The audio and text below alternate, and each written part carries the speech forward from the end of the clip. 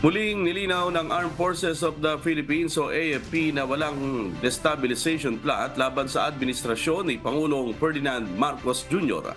Kasunod ito ng hindi nawawalang ugong ng umano'y planong destabilisasyon ng ilang retiradong opisyal ng militar. Ayon kay AFP spokesperson Colonel Medel Aguilar, nananatiling tapat sa konstitusyon ang lahat ng opisyal at tauhan ng sandatahang lakas ng Pilipinas.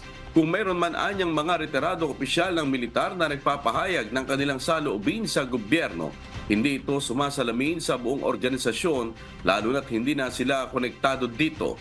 Gayunman, ginagalang anya nila ang pagpapahayag ng mga ito ng saloobin sa ngalan ng demokrasya.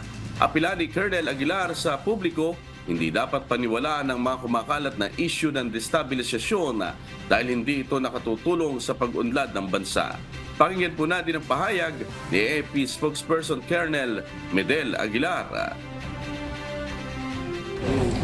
Don't believe that there is a destabilization plot. Wala po yun.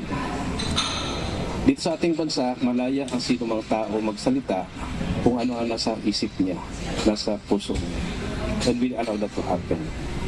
Kung may mga retiradong military personnel, they are no longer part of the organization.